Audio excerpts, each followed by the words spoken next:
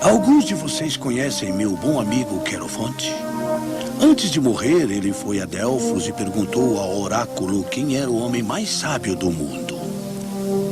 O oráculo lhe respondeu que não havia homem mais sábio do que Sócrates. Quando eu soube disso, me perguntei: o que o Deus do oráculo pode querer dizer?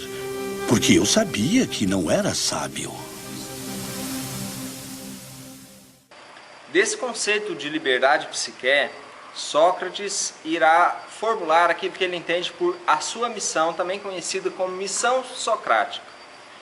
Certo dia, Querofontes foi ao templo de Delfos, no oráculo de Delfos, do qual nós já falamos, e nesse oráculo ele consultou o oráculo em relação à pessoa de Sócrates. O oráculo disse que Sócrates seria a pessoa mais inteligente, mais sábia de Atenas. É desse modo que Sócrates, ao saber da consulta, ficou inquieto e foi também consultar o oráculo, sendo que o oráculo simplesmente confirmou aquilo que havia dito. Ou seja, para os deuses, Sócrates é o homem mais sábio da cidade de Atenas. A partir daí, Sócrates, incomodado com a situação, passou a procurar na cidade homens que ele entendia serem sábios e fazer alguns questionamentos sobre o que é a justiça, o que é a moral, o que é a virtude e assim por diante para esses homens. E ele passou a perceber por meio do seu método que esses homens não sabiam dar uma resposta concreta para as suas perguntas. Devido ao seu respeito pelo oráculo, Sócrates saiu numa missão religiosa em busca de uma pessoa realmente sábia. Conversou com políticos, poetas, artesãos. Perguntou sobre piedade, amor e justiça. Descobriu que sua sabedoria, ironicamente, decorria de ele não ter qualquer pretensão a ela, ao passo que outros a tinham. E ele esvaziou essas pretensões com uma técnica que ficou conhecida como o método socrático. Foi a partir daí que ele entendeu por que o oráculo havia dito que ele era o homem mais sábio. Justamente por ele reconhecer que pouco ou que nada sabia sobre aquelas questões que mereciam exaustivamente serem prescrutadas, conhecidas, dialogadas e assim por diante. A célebre frase de Sócrates, "só sei que nada sei", se explica dessa maneira. Não é que o indivíduo não sabe de nada, mas que o indivíduo reconhece, assim como Sócrates, a sua ignorância diante de todas as coisas que existem no mundo para serem conhecidas. Se no tempo de Sócrates, que o conhecimento era vasto, porém ainda muito limitado, imagine nos dias de hoje, aí que nós não sabemos nada mesmo. No primeiro livro da República, de Platão, o personagem fanfarrão de Trasímaco defende vigorosamente que a justiça é qualquer coisa feita no interesse dos governantes. Sócrates se aprofunda nesse aspecto. Estamos de acordo que a justiça é o interesse de algum tipo, mas você vai além dizendo que é um dos mais fortes. Não tenho tanta certeza sobre o seu aparte e vou ter que pensar melhor.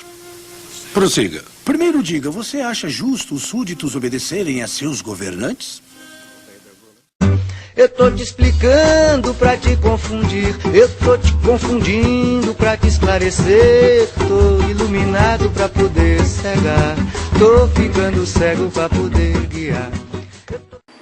Um outro aspecto da teoria socrática é a questão da ironia e da maiêutica. O primeiro deles refere-se àquilo que Sócrates utilizava para fazer os seus questionamentos. Uma vez que Sócrates partia do princípio de que nada sabia, então ele se colocava diante dos seus interlocutores como um aluno, como alguém que quer conhecer.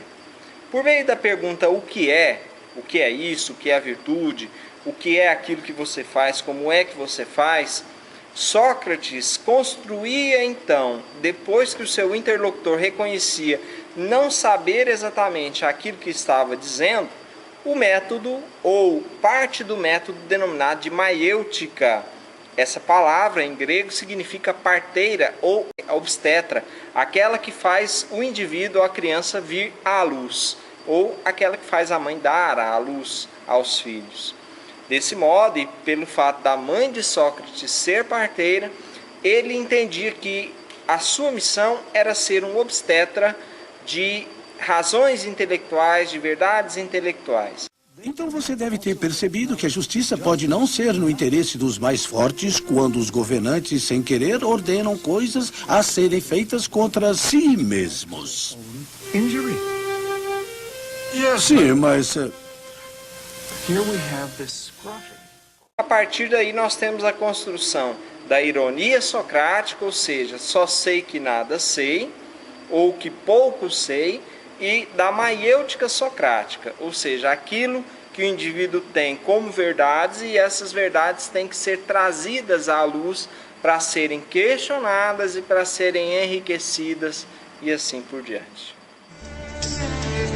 Quanto a você, da aristocracia, que tem dinheiro, mas não compra alegria,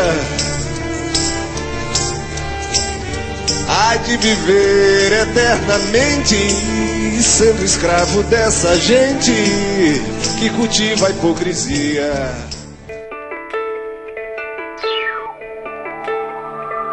Sócrates, você foi acusado de heresia e de corromper os jovens de Atenas. Nós o condenamos à morte. Muito bem, meu bom amigo, já que você sabe tudo sobre isso, diga-me o que devo fazer. Depois de beber a cicuta, caminhe até as pernas ficarem pesadas. Em seguida deite-se e o veneno fará o resto. Meus amigos, que teatro. Dizem-me que quando se está prestes a morrer, a gente deve permanecer em silêncio. Oh, minhas pernas estão pesadas. Está sentindo aqui? Não. E aqui? Também não. O veneno está se espalhando. Quando atingir o coração, morrerá. Tritão, devemos um galo ao deus Asclepio. Cuide disso. Não se esqueça. Por fim, Sócrates elabora 3 princípios básicos de conhecimento. Existe para ele um conhecimento que é sensível, ou seja, você conhece outras coisas, outras pessoas, outras ideias, além do autoconhecimento que é o conhece a ti mesmo. Esse conhecimento sensível irá ser chamado depois por Aristóteles de conhecimento empírico. Existe ainda o conhecimento intelectual, ou seja, a minha razão conhecendo os objetos fora de mim. E, por último, existe o conhecimento conceitual. Conhecimento conceitual é aquele que é passado de geração em geração. É aquilo que irá permitir depois a criação ou a formulação da ciência. Conhecimento conceitual é uma verdade universal que pode sofrer acréscimos, mas que raramente muda. Sócrates, conhece-te a ti mesmo. Ela, a eternidade, foi reencontrada. É o mar misturado ao sol. Cumpre tua jura, alma, eternamente viva. Seja o ardente dia ou a noite pura.